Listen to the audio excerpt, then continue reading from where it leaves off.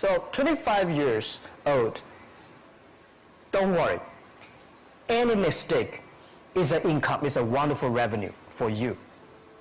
So I told myself and told my young people, before 20 years old, be a good student. When you do entrepreneur, just learn some experience. Before 30 years old, follow somebody. Go to a small company. Normally in a big company, it is good to learn processing. You are a part of a big machine. But when you go to a small company, you learn the passion, you learn the dreams. You learn how to do a lot of things at one time. So before 30 years old, it's not which company you go, it's which boss you follow. It's very important. A good boss teaches you differently. And from 30 to 40 years old, you have to think very clearly when you're working for yourself, if you really want to be an entrepreneur. When you're 40 to 50 years old, you have to do all the things that you are good at. Don't try to drop into the new area. It's too late. You may be successful, but the rate of dying is too big. So 40 to 50, think about how can you focus on things that you are good at.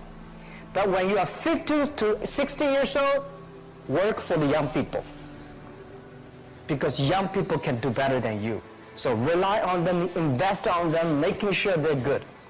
So when you are over 60 years old, spend time for yourself. On the beach, sunshine. So it's too late for you to change normally. But this is my advice to the young people. 25 years old, make enough mistakes. Don't worry. You fall, you stand up. You fall, you stand up. Enjoy it. 25 years old, enjoy the show, enjoy the show. I did not have a rich father. Tried 3 times for university, all failed. I applied for Harvard for 10 times, all failed. They don't want to see me.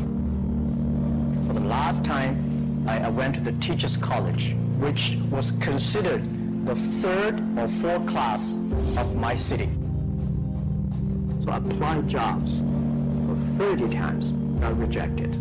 It was so difficult at that time. I was so frustrated because I taught in the university. My pay was $10 a month because I could not find a good job. In 1994, discussed that I'm going to do something called internet. And 23 of them against it. They said, this is a stupid idea. We have never heard about internet. And you know nothing about computer. And I never thought I was smart. Nobody believed that I could be successful. Because everybody say, well, this guy think differently, think crazily. You know, they think about something that never worked. I tried to borrow $3,000 from the banks. It took me 3 months, but I still cannot get it. We talked to over 30 or 40 venture capitalists. Everybody said, no, forget it. A lot of people said Alibaba is a terrible model. As I said, I believe it. I think this thing could be big. I never thought it would be that big like today. But I believe that something is waiting for me there. And I have to work hard to prove myself. That was the tough experience. So we gathered $50,000 from 18 founders. We started. For the first 3 years, we did not have even $1 revenue from our business. It was not easy. Why it keeps on going ahead, going forward? Because I received lots of email of thanks from the customer. They say, this is such a great thing. We cannot pay you, but this thing helped us. If you keep on helping us, one day you will be successful. And I believe this. Little by little, we build up our business. Little by little, we build up our ecosystem of the infrastructure. And now, after 16 years, we have an Alibaba group, we have a Tmall group, we have a Taobao group, we have Alipay. And people said, you are so smart. How could you make a company like that?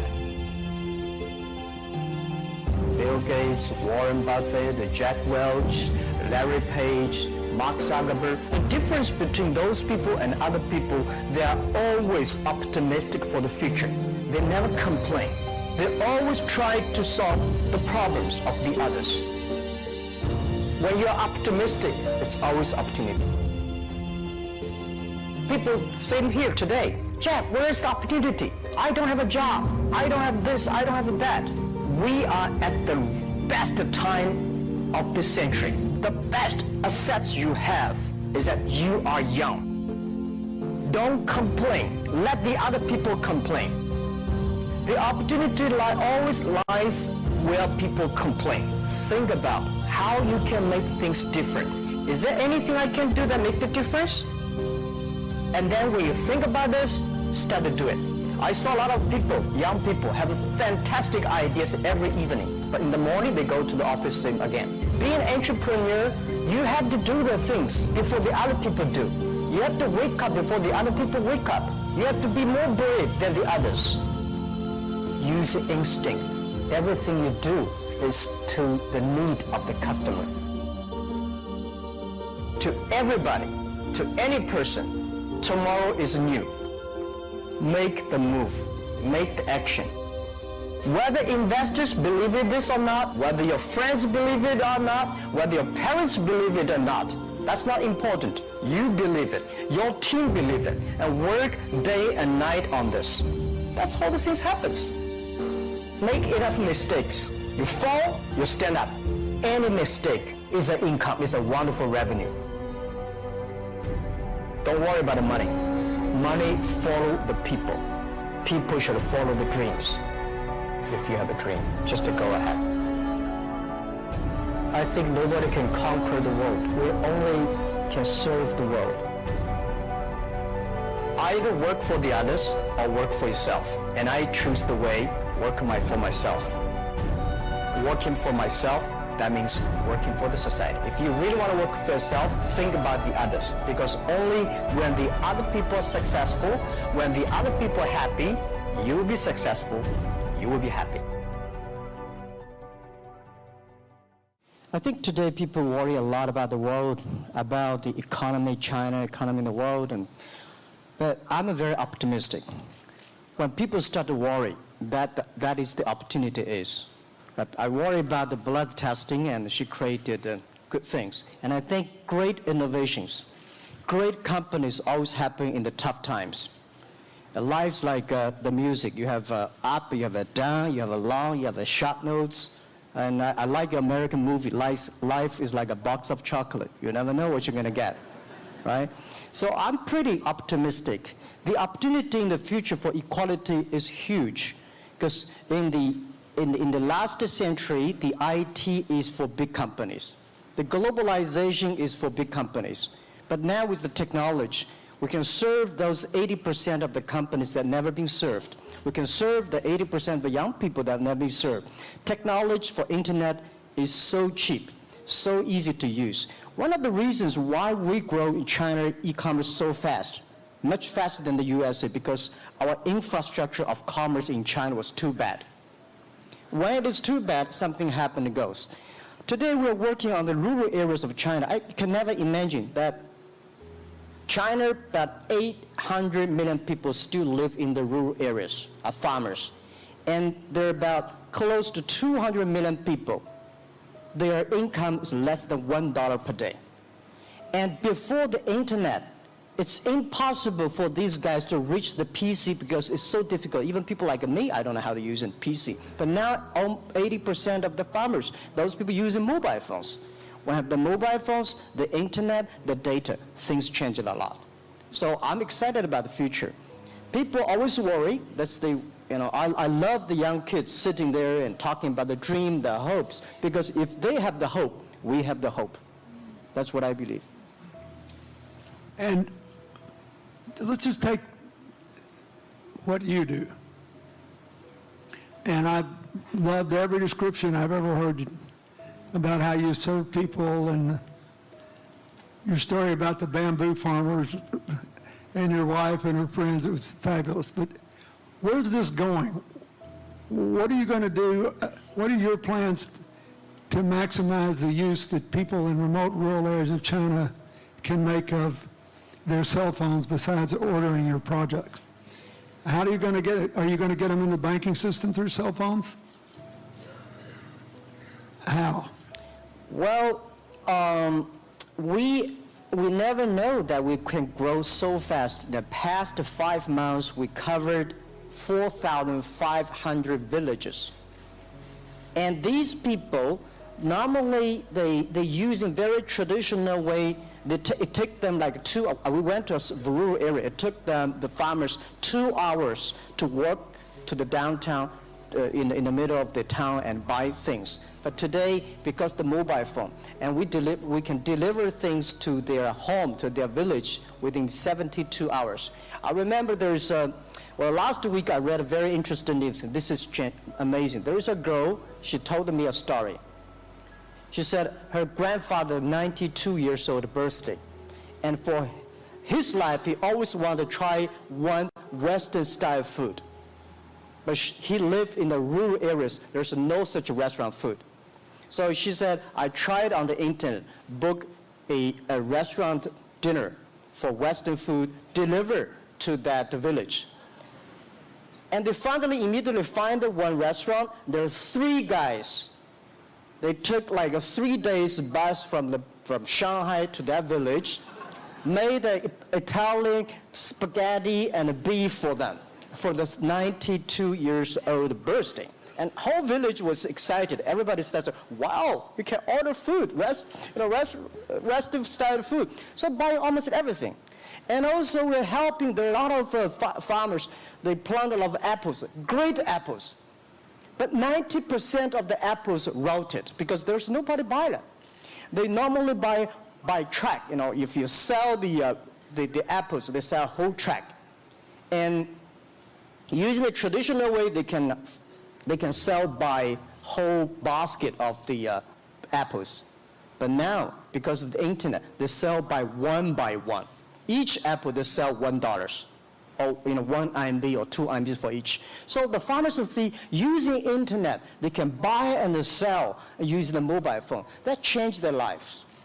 And I think it's exciting. And people need examples when they see, well, my neighbor made money through online to selling things. My neighbor buy much interesting things online. People start to learn. And more people start to buy the mobile phones. We cannot make all the mobile factories to sell phones to them. Only they know the mobile phone really works, helping change their lives, they start to buy the mobile phones. Just one more question. Do you think this will make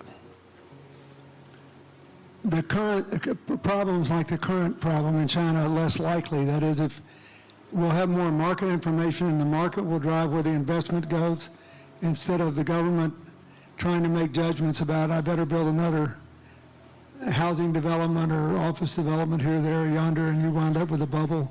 Well, if it comes from the bottom up, is it more likely that fewer bad things will happen? Yeah, I think last week I was in Seattle discussing about the China economy. I think you American people worry too much about the China economy. Well, you see, every time when you start to worry about China goes better. Every time you think China's in problem, we'll get better. But when you have to say, you have a high expectation of China always a problem. Like parents have the expectation of the kids, are the same. But there's a big difference between American consumption, because people say, well, the economy is bad, so China consumption will be good low. No, totally different. You Americans love to spend tomorrow's money. And the other people's money, maybe. Or maybe the children's money. We Chinese love to save money.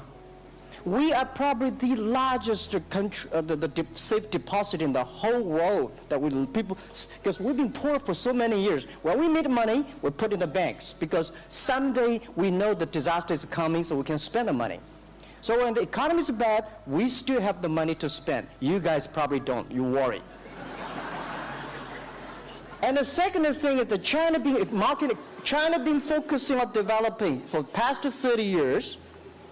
China government so strong on investment, so strong on exporting, but they are too weak on the domestic consumptions. Domestic consumption is not driven by government, it's driven by entrepreneurship, driven by the market, not the government. So in the past 20 years, government is so strong. Now they're getting weak. It's our opportunity. It's our showtime to see the market economy, entrepreneurship, how we can develop the real consumption. I think if the China developed the great consumption, we have a 300 million middle class. In next 15 to 20 years, we're going to have 500 million middle class. We need to import a lot. So when we start to import, that's a great. It's going. I worry a lot when we export. When we export, we got a terrible sky, we have a terrible water, we have a terrible environment. When we start to import, we got to be better. So that's all the great opportunity, guys. Be happy about that. I'm serious. I agree with that. I'm serious. Yeah. Worry about yourself. Don't worry about the others. The reason some of us worry about China is we depend on you to buy our debt. However, I tried to be more Chinese when I was president. I saved a lot of money. So, Good. Good. But I just wanted you to say that because I really believe that. I mean, I think you're absolutely right. The trend toward greater internal consumption is, I think, will remain unbroken in spite of whatever the difficulties are in the next few months. I think it's important not to overreact. You can't break the trend. You've got to clean up the land from chemical contaminants. You've got to clean up the air. You're going to do it. Yep. And a lot of Chinese will make a lot of money out of that. There'll be a lot of great new companies, and there'll be opportunities to import from other places. Yeah. So can you discuss your theory of what you're doing and other things in terms of whether it advances equal opportunity and social solidarity? Tell them what you think is going to happen.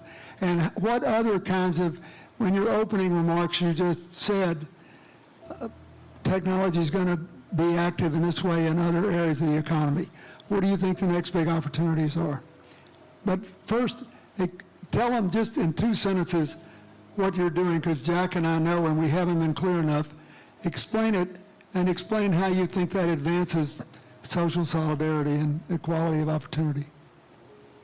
Well, our work is in the belief that access to health information is a basic human right, and that lab information, particularly because lab data drives 70% of clinical decisions, needs to be accessible to people before they're sick. So if you look at the word diagnose in the dictionary today, it says to determine the presence of disease from symptoms, which means by definition, we're determining that people are sick once a disease has already progressed. And our work is in being able to make lab testing accessible to people in time for therapy to be effected, and to do that in a way in which every person, irrespective of their insurance status, irrespective of where they live, can afford the ability to get a test done. So that means, in our case, we've invested the last 12 years in now developing hundreds of tests, many of which are less than $10. So $2 tests in the United States. And I think one of the amazing things about this country is that we have such an incredible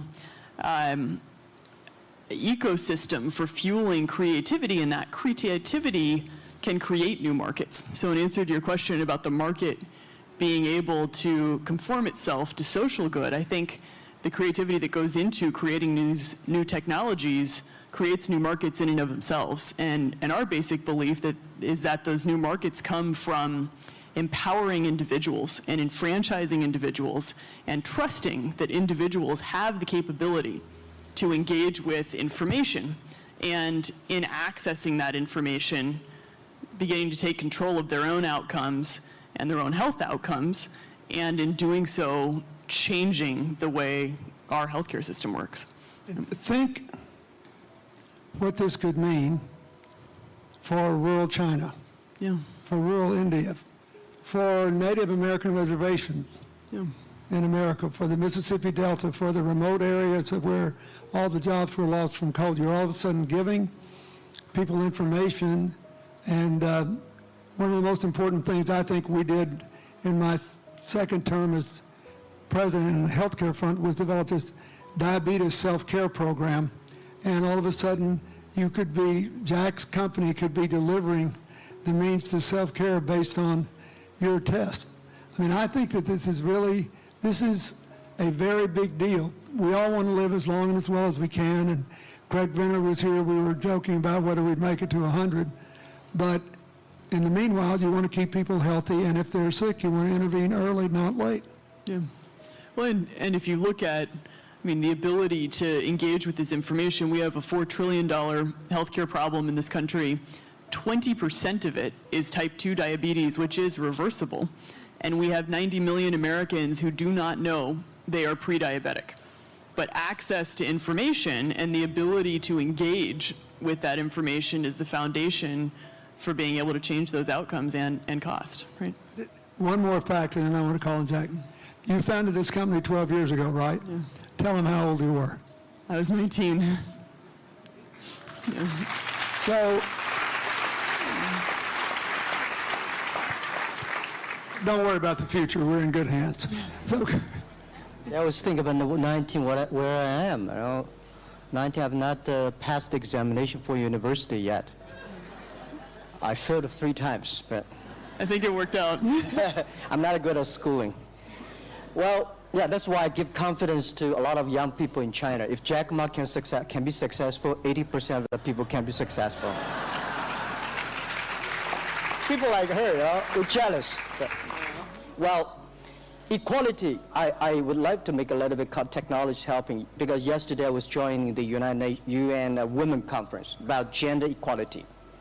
And I think the first technology revolution happened 200 years ago in the UK, released the human body, the arm, stronger. The second technology revolution in the US, for energy, you can last long.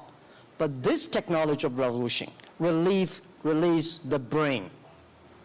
So this century is not a competition who is stronger, whose muscle is stronger. It's who is smarter, who is soft, who can listen. It's the challenge of wisdom. So men and women are equal. On the internet, you can never see he's a woman or man. And on the internet, women can serve much better than men on the internet. And a man talking about a business, talking about numbers, competition, they make business very cold. Women, they make business very cozy, lifestyle, and interesting. 50%, more than 50% of our shop owners, more than 5 million shop owners are women. And people love that. I mean, this is a great thing. I see that this century we see more and more women leaders, on the state leaders, and the presidents. In the future, we're going to General Secretary of the United Nations should be a woman leader. And this is the great century for equality. And I feel excited about that. Let me ask you, we're almost out of time, but one of the things that we haven't talked enough about here, not just here, but generally, is whether the leapfrogging we saw with cell phones, which was instrumental in your phenomenal business success and which will make it possible for you at the appropriate time to do what you've done on a global scale, hitherto unimaginable in all of human history for anybody to have any of their own health data. We've seen examples, but not the kind of dramatic penetration we need with energy and clean energy, and enough in short enough time to avoid the worst consequences of climate change. So do you believe that, I mean, your country has done more than anybody else to try to put up solar panels, and some of your companies went broke because you overdid it, right? But beforehand, and you got to work out the phase out of the coal, the phase in the sun and all that. Meanwhile, Africa, which is growing like crazy because of the cell phone in no small measure, and has 6 of the fastest growing countries in the world, still has vast swaths of its land totally dark at night. Do you believe that it's possible for us to scale up with distributed solar power rather than centralized as quick as we did with the cell phone? And if so, and if that were your business, if you had to quit what you're doing today and start there, how would you do it? And how would you do it? 31st, I know that. I'm such a huge believer in technology, and I think especially right now, we're at an incredible time in terms of new technology and the ability to apply technology in a scalable way towards solving some of these problems. So I would look at it in the context of some of the renewable solutions that we already have, and in the context of empowering, connecting individuals with access to those solutions, and in the context of creating markets around them. I think that there's real opportunity to actually create an ecosystem in which people can financially benefit from these solutions, and I think that's going to drive an adoption. I think in developing economies, there's a revenue stream associated with that, and the more we can turn even already some of the technologies that we have into markets, the more that we can fuel, I believe, local growth and individual engagement in beginning to adopt some of these solutions. Just related to that, Jack, you answer it, and then I'll ask you one final question. Yeah, I am a strong believer that technology can make world much better, because people say China economy is getting slower. I'm happy about the 7%, even 5%. Even 5% of the GDP of the number of China, of the second largest economy, is big enough. But you don't expect China to keep on growing 11%. Because like one human body, when you're 1.8 meters tall, you cannot keep on like a 10% growth every year. You have to grow the quality, your mind, the wisdom. So I think China needs new technology to solve these problems, and which today the data, the clean technology, all these things that China is supposed to do, if we keep on the tradition, the old ways, we'll go nowhere. This is why I feel excited, because people ask me, what is your dream now? Because I never thought I would be today. I can sit here talking to president. I'm like a guy, on the street, and like failed 3 times for university, 5 times for high key schools. I applied for 10 times in Harvard School, all rejected. I never thought, because of the technology, because the internet gave me this opportunity. So I'm thinking, when I retire, I don't want the Chinese people have a terrible water to drink, unsafe for food, and the money we make all spent in the hospital. That's disaster. So how we can use the technology to enable young people, the great chance of this world, don't worry about it. We got 1.4 billion people who were born in 1980s. They are the people of the internet times. They are going to have new ways to solve the world problems. The things you are worried about today, they can solve it. And human beings have these kind of worries for centuries. And young people can always solve it. And today, when you have the right direction, clean energy, the climate change, all these issues, they will be solved, and these are the great opportunities ahead of us. Anything else? I agree with that. I think the more we can enfranchise people, the more we can create ecosystems in which individuals are empowered, the more we give rights to individuals to be able to build businesses, to be able to pursue the economic benefit of technologies, the more you see these markets change.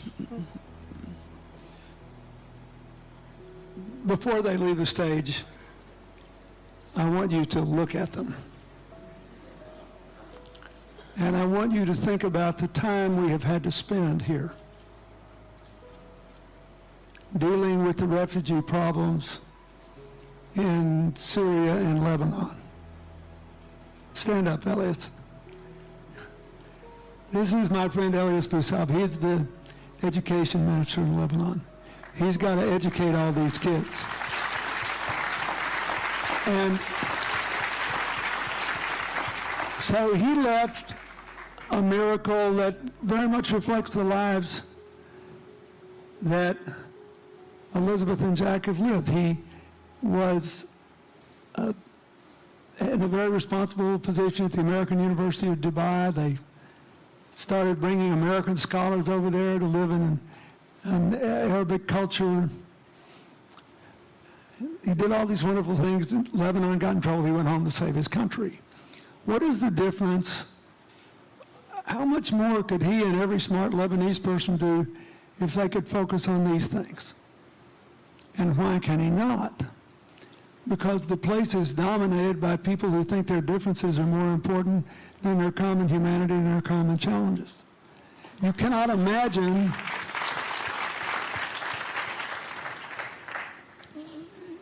Jack Ma's proud of being Chinese. I like that. He never hid it. He's happy about it. I'm proud to be a global citizen too. Yeah. Yeah. And I imagine Elizabeth's proud to be a blonde-haired, blue-eyed American techno whiz from Northern California. Yes. But they don't, not a word either one of them has said has defined the meaning of their lives or the direction of their work with negative reference to someone else. My friend Dikembe Mutombo, stand up. No, you don't have to stand up, it'll hurt you too much. You're an old man. My 7'2" tall friend was just inducted into the National Basketball Association Hall of Fame. And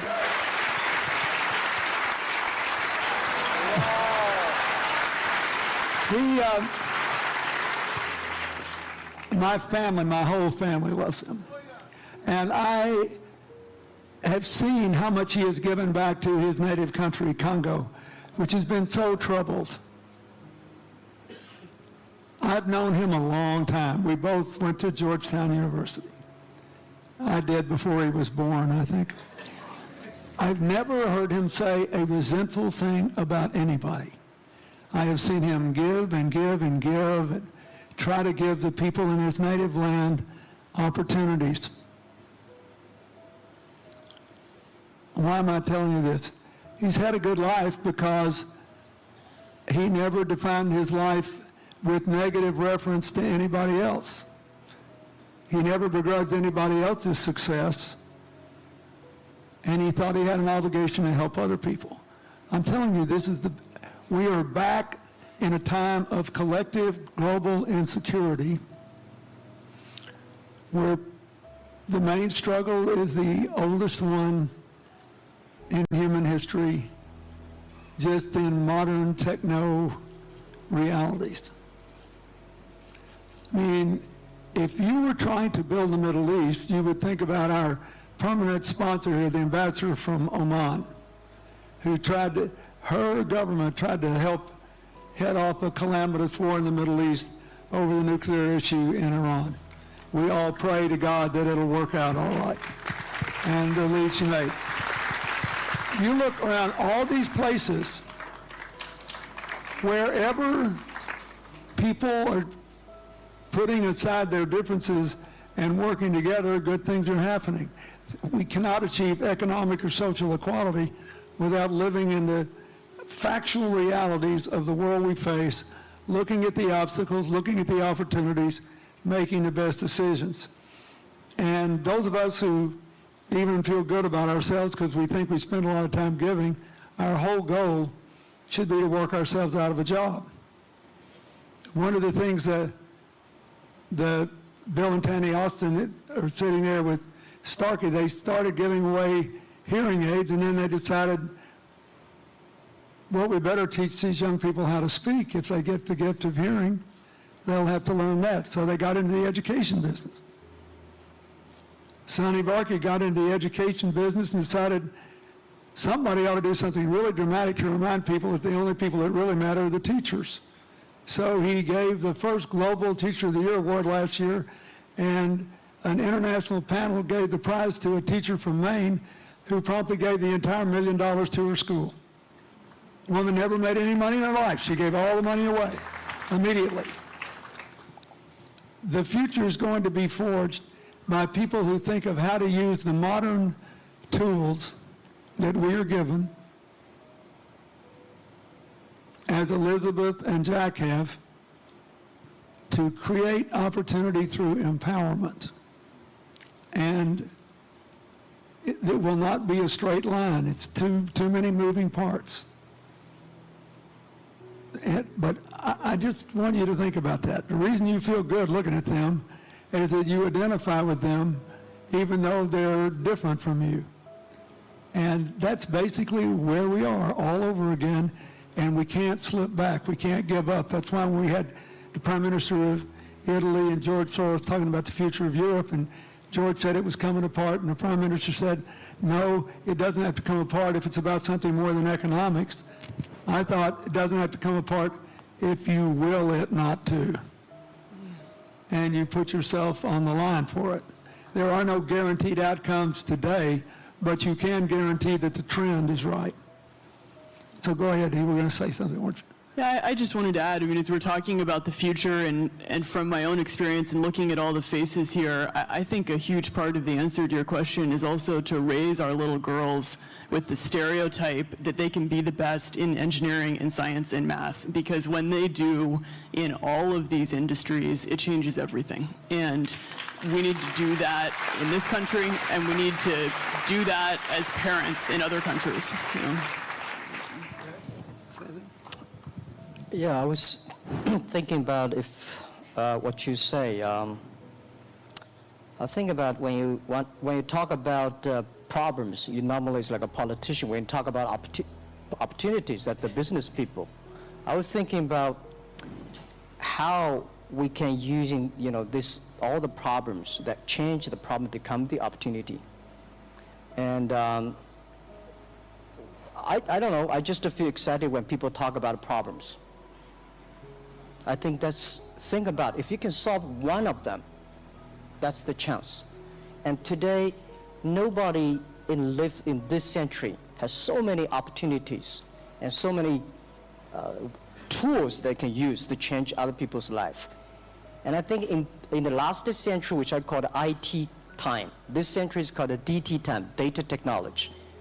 IT is to empower yourself, make yourself strong. DT is to empower the others. When you empower the others, you empower your future, yourself. So when I listen to you talk, I agree, and I think that's why we were born in this century. That's why how we can use the internet to help more people. Let's give him a hand. Thank you.